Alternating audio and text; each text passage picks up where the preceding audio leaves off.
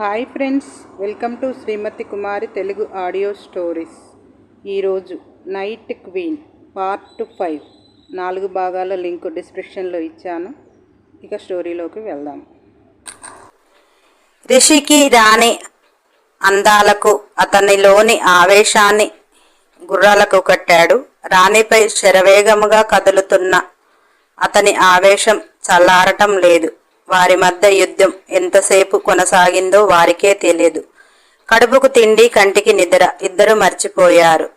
ఎప్పుడు వేరుపడి ఓపిక లేక ఒకరికొకరు ఇష్టంగా చూసుకుని అలసి సొలసి నిద్రపోయారు. సెల్లు ఆగకుండా మోగుతుంది. రాణి ఓపిక లేక మగతగా మేలుకొని పక్కకు చూసింది. రిషి లేడు. ఆ సెల్లు రిషిది. రాణికి రిషికి పెద్దగా దాపరికాలంటూ ఏమీ లేవు. వారిద్దరి మధ్య ప్రేమ బంధం కాదు, అలా అని పెళ్లి బంధం కాదు. కానీ ఒకరి మనసు ఒకరు తెలుసుకుని ఏదైనా కానీ ఓపెన్గా మాట్లాడుకుంటారు. అందుకనే రాణి రిషి సెల్లు లిఫ్ట్ చేసింది. యువతల రాణి హలో అనకుండానే అవతల నుంచి, అన్నా ఏంటది, నీకు కొంచెమైనా ఆలోచన ఉందా?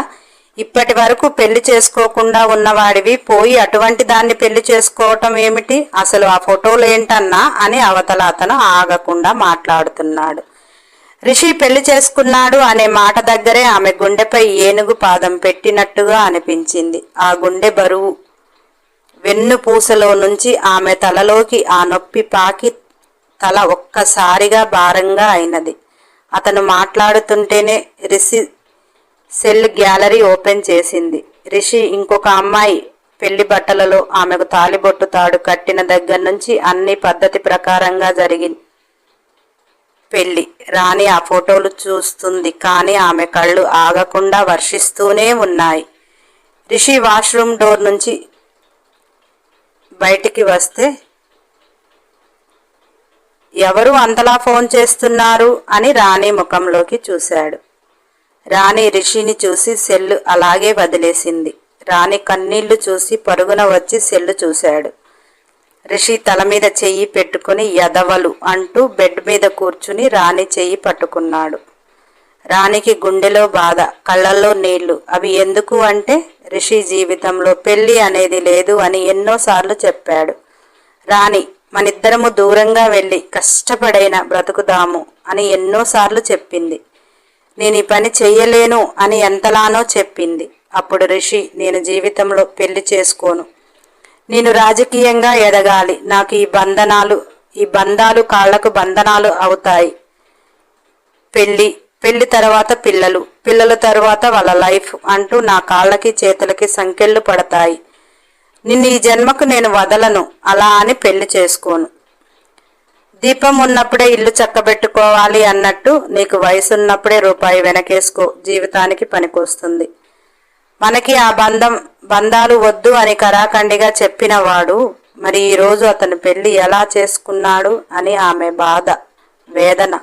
అసలు రిషిని ఏమనాలో కూడా తెలియదు. అలా అని రిషిని వదులుకొని బ్రతకనూ లేదు. మౌనంగా గుండె భారంతో అక్కడ ఉన్న బెడ్షీట్ చుట్టుకొని వాష్రూంలోకి వెళ్ళింది. అప్పటి వరకు వారి ప్రేమ ప్రణయం తాలూకు గుర్తులు ఆమె మనసును ప్రేరేపిస్తుంటే, ఇక అతను నా వాడు కాదు అనేది ఆమె మైండ్ ఆమెకు చెబుతుంటే, ఆ గుండె వేదన, ఆ బాధ షవర్నీలతో పాటు వెళ్ళిపోతున్నాయి. ఎక్కి ఎక్కి ఏడవాలని ఉంది. కానీ తనకు ఏమి అర్హత ఉంది? అతను ఇలా చేశాడు అని అడిగైన అర్హత లేదు. అతను లేకుండా బ్రతికే ఆలోచన రావటం లేదు. ఆమె బ్రతుకు ఎంత దరిద్రంగా ఉన్నా అతను తోడున్నాడు, నావాడు అనే భ్రమలో బ్రతికింది. ఈ 10 రోజులు అతను దూరంగా ఉంటే భరించలేకపోయింది. ఇప్పుడు మరి ఈ 10 రోజులు పెళ్లి కోసం ఉన్నాడు. అంతా సద్దుమణిగాక నాకు ఏదో చెప్పాలని నన్ను వదిలిపోవటానికి వచ్చాడా అనే ఆ మాట తలుచుకోగానే బాగా ఏడ్చేసింది. ఎంతసేపు వాష్రూంలో ఉందో రాణికి తెలియదు. రాణికి ఎలా చెప్పాలో అర్థం కావటం లేదు. తాను పెళ్లి చేసుకున్నది రాణిని వదిలిపెట్టడానికి కాదు. కానీ ఇప్పుడు ఆమె ఎన్ని చెప్పినా వినదు. ఎందుకు వినదు అంటే ఆమె ప్రేమ అతనికి తెలుసు. అతని కోసం అన్నిటిని వదిలి చెట్టు కింద బ్రతుకుదామని ఎన్నోసార్లు చెప్పింది. అంతలా ప్రేమించిన మనిషి ఇప్పుడు రిషి పెళ్లి చేసుకున్నాడు అంటే రిషి ఏమని చెప్తాడు? నిజం చెప్పినా నమ్మే స్థితిలో రాణి లేదు అని చాలా బాధగా అనిపించింది. రాణి బయటకు వెళ్ళదు కనుక అతనికి పెళ్లి విషయము ఆమెకు చెప్పకుండా ఏదో పని నిమిత్తం వెళుతూనే ఉంటాడు. అలా కొనసాగించాలి. అతను అనుకున్నది జరిగేదాకా అనుకున్నాడు. కాని ఆమెతో తీయగా రేయి గడవక ముందే దొరికిపోయాడు. రిషికి తెలుసు ఆమె ప్రేమ, అతను కూడా ఆమె ప్రేమకు బానిస. కాని ఎలాగూ అడ్డదారుల్లో ఉన్నాము. ఎదగాలి అనే ఒక పిచ్చి. సొసైటీలో రాణి ఒక వేశ్యగా, రిషి యొక్క బ్రోకర్గా బతకాలని లేదు. కాని డబ్బులు వస్తున్నాయి, తప్పటం లేదు. ఇప్పుడు రాణి రియాక్షన్ ఏమిటో రిషికి అర్థం కావటం లేదు. తాను ఎంత బాధపడుతుందో. నువ్వు అంత బాధపడకు, అంత ఏమి ఉండదు అని అతనికి చెప్పాలని ఉన్నా ఆ క్షణం రాణితో చెప్పే ధైర్యం అతని దగ్గర కూడా లేదు. చెప్పినా వినే పరిస్థితిలో ఇప్పుడు రాణి ఉండదు. ఎంతకీ రావటం లేదు అని తలుపు డోరు కొట్టాడు. రాణి ఆలోచనలతో సతమతమైపోయి, ఇక రిషి తనవాడు కాదు, నాకు నేను ఒంటరి దాన్ని అనే ఒక భావనతో, ఈ దరిద్రపు జీవితం నాకు కాకపోయినా కవిత లాంటి వాళ్లకైనా ఉపయోగపడుతుందేమో అని తనకు తాను ధైర్యం చేసి బట్టలు వేసుకుని డోర్ తీసింది. రాణి రిషి ముఖంలోకి కూడా చూడలే. ఆ గదిలో నుంచి కిందికి వచ్చేసింది. రిషికి మాట్లాడే అవకాశం కూడా రానివ్వలేదు. అంటే ఆమె గుండె వేదన అతను తెలుసుకోగలడు. రిషి కూడా చెప్పేదాకా మనిషి వినకపోతే ఎలా అని తను భారంగా కిందికి వచ్చాడు. రత్నం ఇద్దరి ముఖాలు చూసి బాధపడింది. వెళ్ళేటప్పుడు ఎంత ఆనందంగా ఉన్నారు. భోజనం తీసుకుని వెళదాము అన్నా కానీ రిషి పక్కన ఉంటే రాణికి అసలు లోకమే తెలియదు. రాణి ప్రేమలో అతను కూడా భోజనం గురించి పట్టించుకోడు అని రత్నం అసలు ఆ గది వైపు వెళ్ళలేదు. కానీ ఇద్దరు అంత భారంగా కిందికి వచ్చారంటే ఇద్దరి మధ్య ఏముంటుంది? ఆమె చూసినప్పటి నుంచి కూడా వాళ్ళిద్దరూ పైనుంచి వస్తుంటే చిలకా గోరింకల్లా అనిపిస్తుంది. మరి ఈ రోజేంటి అని రత్నానికి కూడా ఏమీ అర్థం కాక మౌనంగా ఉంది. ఇద్దరికి కాఫీలు తెచ్చి ఇచ్చింది. రత్నం కాఫీ తాగుతున్న రాణితో, అమ్మా, ఆ కవితకి ఏ దారి చూపిస్తారు? మీరు ఏదో ఒక ఆలోచనలో ఉండే ఉంటారు కదా అన్నది. రాణి భారంగా శ్వాస తీసుకుని కవితను పిలువు అన్నది. కవిత రిషి ఉన్నాడని వంచిన తల ఎత్తకుండా రాణి దగ్గరికి వచ్చింది. నిలుచుని ఉన్న కవితను చూస్తూ రాణి, నువ్వింకా చదువుకోవాలనుకుంటున్నావా, లేకపోతే నీ కాళ్లపై నువ్వు బ్రతకాలనుకుంటున్నావా అన్నది. కవిత, చదువుకోవాలనుంది కానీ చదువుకు తగిన డబ్బు లేదు. ఒంటరిగా బ్రతకాలి అంటే సమాజంలో బ్రతకలేను అని భయంగా ఉంది అని చెప్పింది. రిషి కాఫీ తాగుతూ కవితను చూశాడు. వంచిన తల ఎత్తటం లేదు. ఎవరు అని రత్నాన్ని అడిగాడు.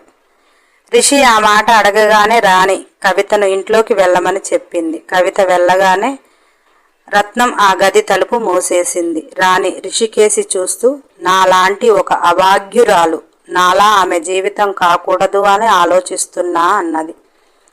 రిషి రాణి కోపాన్ని చూస్తూ ఆమె బాధను తెలిసినా, కానీ ఏమైంది నీ జీవితానికి, ఇంత లగ్జరీగా ఎవరు బ్రతుకుతున్నారు అన్నాడు.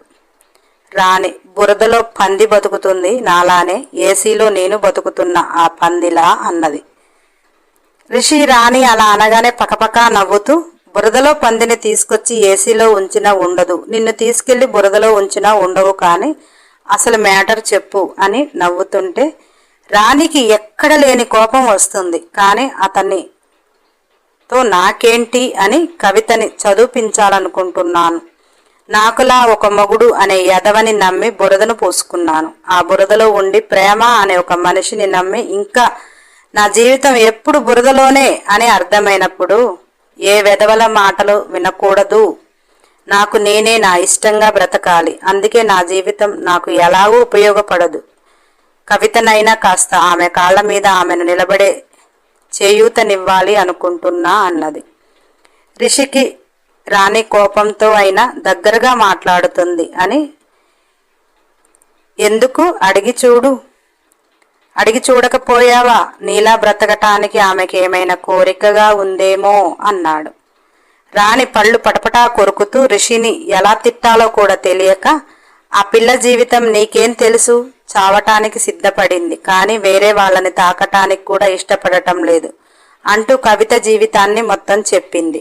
అలాంటి ఆత్మాభిమానం ఉన్న అమ్మాయిలకు బ్రతకటానికి దారి నాలాంటి వాళ్ళు వెనక ఉండి చూపిస్తే వాళ్ళన్నా మంచిగా బ్రతుకుతారు అని అన్నది. రిషి, నీకు అంతలా డబ్బు ఎక్కువైందా ఏంటి అన్నాడు.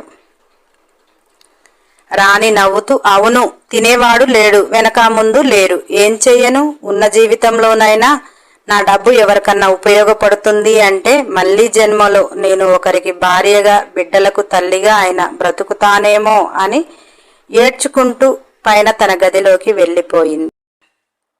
రాణి నవ్వుతూ, అవును, తినేవాడు లేడు, వెనక ముందు లేడు, ఏం చెయ్యను, ఉన్న జీవితంలోనైనా నా డబ్బు ఎవరికన్నా ఉపయోగపడుతుంది అంటే మళ్ళీ జన్మలో నేను ఒకరికి భార్యగా బిడ్డలకు తల్లిగా అయినా బ్రతుకుతానేమో అని ఏడ్చుకుంటూ పైన తన గదిలోకి వెళ్ళింది. రాణి ఏడుస్తూ వెళుతుంటే రిషి మనసు పిండేసింది. బాధగా అతను కూడా వెళుతుంటే రత్నం, బాబు, అమ్మ కంట్లో నీరు నేను ఏ రోజు చూడలేదు, అది మీరు ఉండగా అయితే అసలు ఏ రోజు చూడలేదు, మీరు లేకపోతే మీ గురించి బాధపడేది, కానీ మీరు ఉండి అంతలా బాధపడుతుంది అంటే నాకేమీ అర్థం కావటం లేదు అంటుంటే రిషి మరలా సోఫాలో కూర్చొని, ఇప్పుడు దానికి చెప్పినా వినదు, నేను తప్పు చేశానో ఒప్పు చేశానో మా ఇద్దరి జీవితాలు తెలిసిన దానివి, నువ్వు వీలైతే దానికి కూడా చెప్పు, మనసు మార్చు, నేను కూడా చెప్పవలసిన వరకు చెప్తాను అని నేను ఈ 10 రోజులు మీకు దూరంగా ఉన్నది ఎమ్మెల్యే గారి చెల్లెలిని పెళ్లి చేసుకున్నాను అన్నాడు. రత్నం ఒక్కసారిగా, బాబు, ఏం మాట్లాడుతున్నారు మీరు, ఈ విషయము రానమ్మకు తెలుసా అని అన్నది. రిషి ఫోటోలు చూసింది. నేనేమీ చెప్పినా వినే పరిస్థితిలో లేదు, తనలో తానే బాధపడిపోతుంది అని రిషి బాధగా అంటుంటే రత్నం, బాధపడక నవ్వుతూ ఉంటుందా బాబు, తప్పక తప్పుడు పని చేస్తుంది, కానీ ఆమె మనసు ఏంటో మీరు ఎరగరా అన్నది. రిషి, తెలుసు రత్నం, మరి తన మనసు తెలిసినా నీకు నా మనసు కూడా తెలుసు కదా, నేను రాణిని వదిలిపెట్టి ఉండగలను అనుకుంటున్నావా అంటుంటే రత్నం, పెళ్లి జరిగాక రానమ్మ పరాయిదే కదా బాబు అన్నది.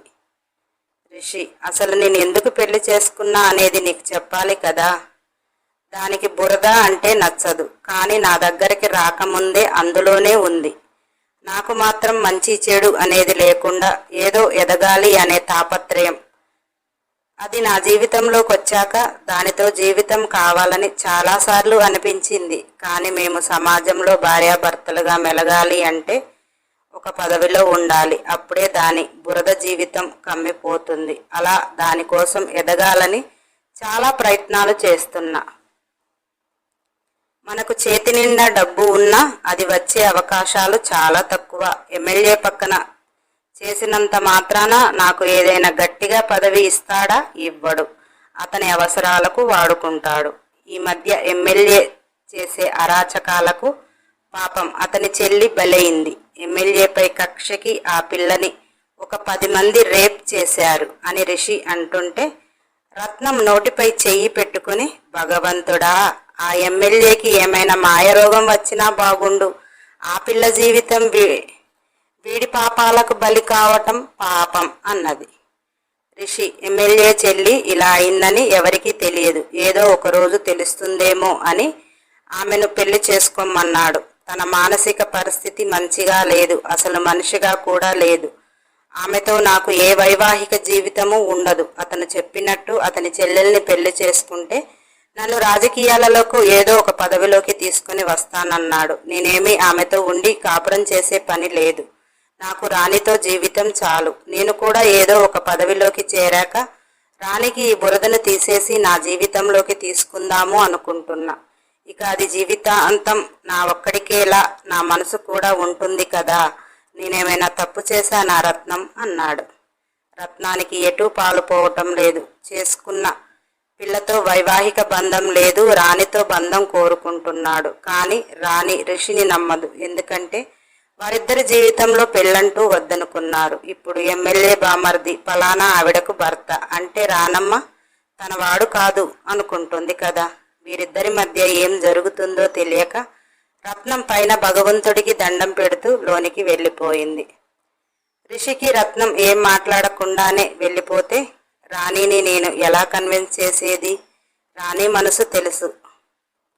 ఆస్తులు కావాలని లేదు, పదవులు కావాలని లేదు. ఒకరికి భార్యగా, అతని పిల్లలకు తల్లిగా ఆమెకు జీవితం కావాలని అతనికి తెలుసు.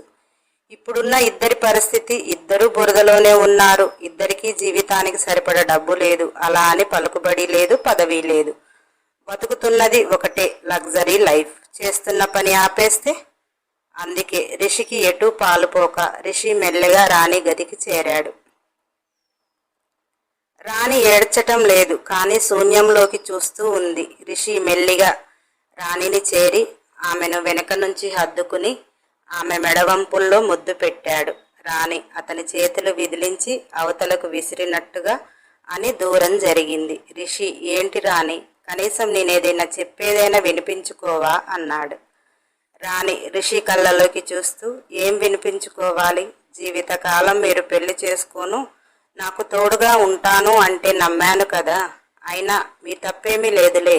నాలాంటి బురద బతుక్కి ప్రేమించే అర్హత లేదు, ఆరాధించే అర్హత కూడా లేదు. తప్పులన్నీ నేను చేసి మిమ్మల్ని అనటం కరెక్ట్ కాదు అని గొంతులో దుఃఖాన్ని దిగమింగుతూ ఇక నుంచి మీరిక్కడికి రాకండి అన్నది.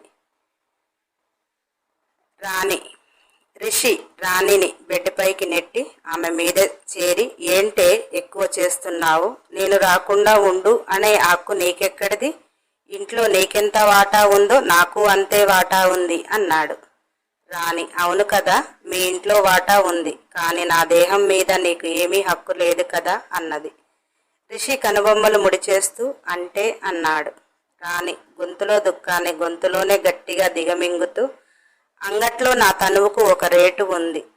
ఎవరైనా ఆ రేటు ఇస్తే ఆ రాత్రికి వారికి సొంతం అవుతుంది. ఆ విధంగా మీరు నన్ను ముట్టుకునే హక్కు లేదనుకుంటా అన్నది. రిషి రాణి ఎద మీద చెయ్యి వేస్తూ ఈ గుండెల్లో ఉన్నాను కదా, హక్కు ఉంటుందిలే అన్నాడు.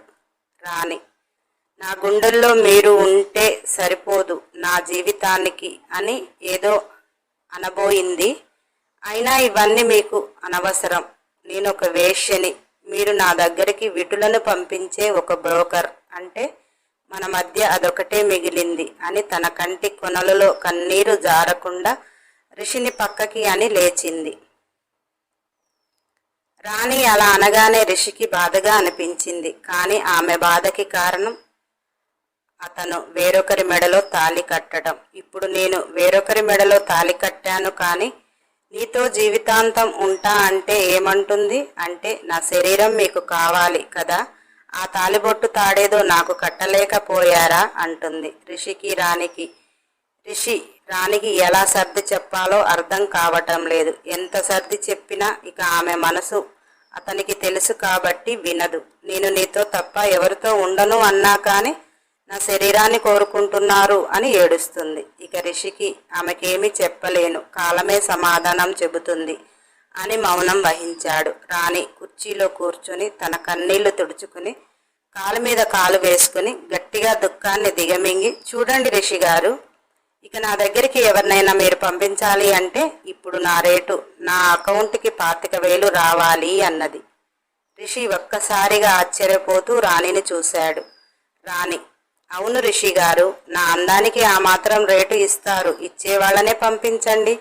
ఎలాగూ బురదలో ఉన్నా అనేసి బురద పందిలా ఎందుకు బతకాలి? ఆ బురదని కూడా ముల్తానీ మట్టిలా పూసుకొని గర్వంగానే బ్రతుకుతా. ఆ రేటు ఎవరన్నా ఇస్తానంటే పంపించండి, లేకపోతే నా ఇంటి గడపకి ఎవరిని పంపించకండి అన్నది. రిషి రాణి నువ్వు అన్నట్టు నేను బ్రోకర్గానే మాట్లాడతా, నీ అందానికి ఆ రేటు వస్తుందా? వయసు పెరుగుతుందా తరుగుతుందా అన్నాడు. రాణి నా అందం మీద నాకు నమ్మకం ఉంది. అంత డబ్బు ఇవ్వగలిగితే వారే వస్తారు, లేదంటే రాకుండా మానేస్తారు. అందువలన నాకు వచ్చిన నష్టం ఏమీ లేదు. నేను మీరు చెప్పినట్టు ఉంటాను అని మీకేమీ అగ్రిమెంట్ రాసి ఇవ్వలేదు. నాతో మీరు జీవితాంతం పెళ్లి కాకపోయినా తోడు ఉంటాను అని అగ్రిమెంట్ రాసి ఇవ్వలేదు. నోటి మాటలు వాటికి పట్టింపు ఉండదు కదా. అందుకే మీ పెళ్లి ప్రస్తావన ఎందుకు ఏమిటి అని నేను అడగను. మీ నిర్ణయం అది, నా నిర్ణయం ఇది. నా గడపలో మాత్రం ఆ రేటు ఇవ్వకుండా మీరు కూడా అడుగు పెట్టకూడదు అన్నది. రిషి పైకి రాణి దగ్గరకు వస్తూ,